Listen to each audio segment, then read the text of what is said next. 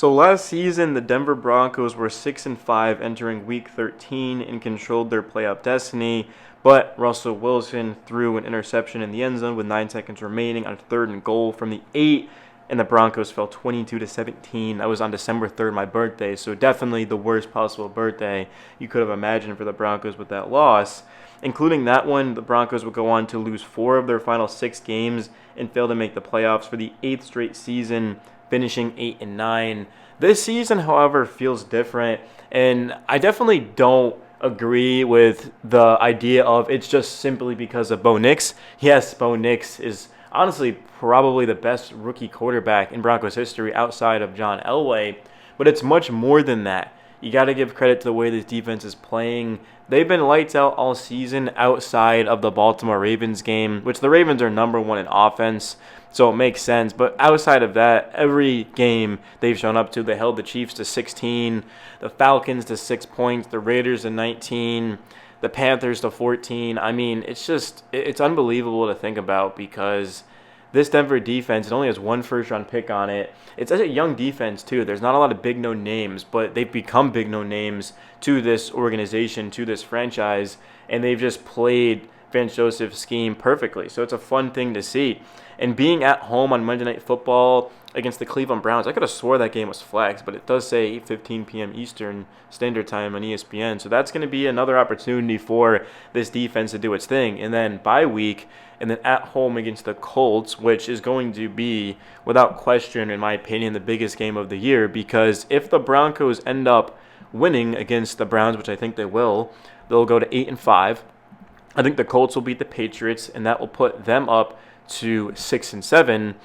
And then if the Colts beat the Broncos, well, they'll be 7-7. The Broncos will be 8-6. They'll still have some leeway, of course, but you got to realize that the last 3 games of the Broncos' schedule is just absolutely brutal. At Los Angeles against the Chargers, at Cincinnati, and then versus Kansas City. The Chiefs might be playing for the 1 seed against the Bills to that point. Maybe the Steelers somehow find a way. So the Chiefs should be playing in that game. It's not like all of a sudden they're just going to rest everyone. Unless they're locked into the 2 seed, then they will. But so the Broncos, they've got to take care of business against the Browns. You cannot lose that game. The Ravens and the Steelers have already lost to the Browns this season. The Broncos have to take care of business, as they did against the Raiders, as they did against the Falcons. Falcons are over 500, but that game wasn't even close. The Falcons desperately needed that bye week that they had after, and then they're going to be coming off of it, of course, against the Chargers. Before Denver, just looking at where they were last season, they controlled their own destiny. They had a huge opportunity, and they let it go away. And this year, they realized that they can't do that. And that's where Bo Nix comes into play here, because I don't see Nix against the Browns on a chance to win the game, throwing an interception in the red zone. Yeah, against the Steelers in Week 2, he did that to a 7th-round rookie, of course. Not rookie, sorry, but a 7th-round pick last season, of course. But Nix, that was the 2nd game of his career on the road, of course. Actually, that was in Denver, wasn't it? Yeah, it was whatever. But it's against a really good defense, a defense that was historically good through the first quarter of the season.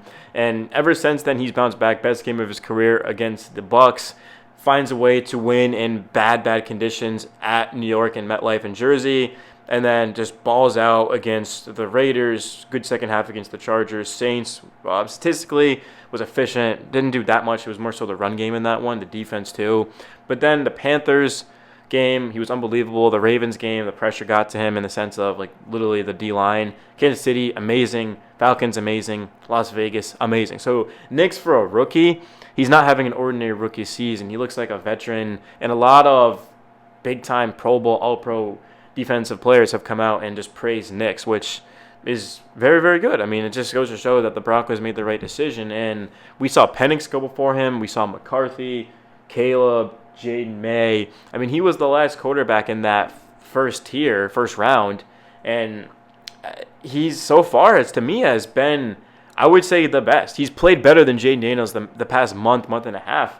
Altogether, I'd still give Daniels the slight edge statistically, but from what I've seen, like I said, the past 4 or 5 games, Nix has been the best rookie quarterback, and he doesn't have the best situation. He's got Sean Payton, which is amazing, but the run game for the Broncos this season has been essentially non-existent. The offensive line's been elite. I'll give them that, man. I did not know that the Broncos O-line had been playing at that high of a level, which I guess I got to pay a little more attention to that. It's just kind of hard to look at the O-line, of course, but And just because you haven't been running the ball, but I don't know how much of that is on the O-line, right? Because I think they're actually 7th in run blocking and 1st in pass blocking.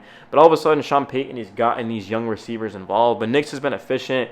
He's not turning it over. He's not fumbling. He's not taking sacks. He's not getting negative plays.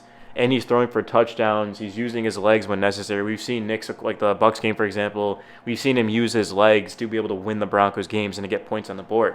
So I'm extremely impressed with Bo Nix, and I can't wait to see what he does the rest of the season. But the schedule gets very, very difficult after this Browns game. Thankfully, the bye comes in Week 14, which is the best time.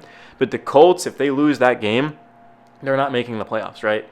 Like, if the Colts lose to the Broncos, I don't see a world where they make the playoffs. So that's a must-win game for them. For the Broncos, it's a big-time game. They can afford to lose that one. And then, of course, like, the Colts would have to win out, but is that going to happen? Probably not. So the Broncos, they'll take care of business. They realize that, hey, look, we beat the Colts. We basically are knocking them out. And then the Dolphins, who were actually ahead of the Colts on the bubble, they're 8. The Colts are 9. Well, the Dolphins, if they win against the Packers, they have a 36% chance to make the playoffs.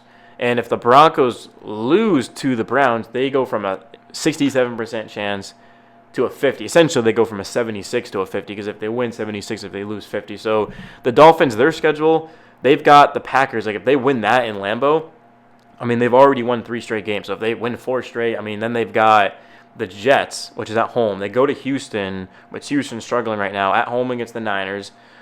Niners aren't looking great. At Cleveland, at New York against the Jets. So if the Dolphins beat the Packers, they're gonna be extremely tough to stop from making the playoffs. So the Broncos, that's why controlling your own destiny is beautiful, because you just have to win.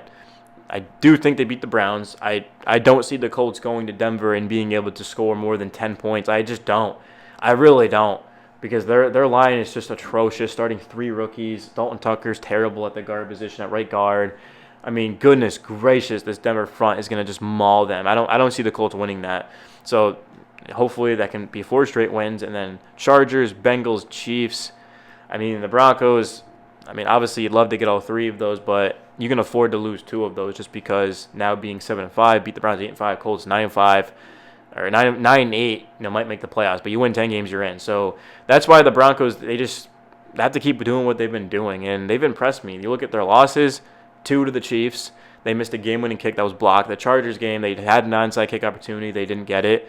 Pittsburgh Steelers game, they, of course, lose that by 7. That pick in the red zone was bad. And then the Seattle game, literally, they were so close. Of course, Riley Moss nearly was able to make a big-time play to change that game. So looking at 5 losses on the season, and only one of them was not by 1 score. It's where you want to be in year 1 of Bo Nix, year 2 of Sean Payton. But really, outside of that, that's all I got for you guys. Do me a huge favor and smash the like button, subscribe. Let me know your thoughts, and I'm out. Peace.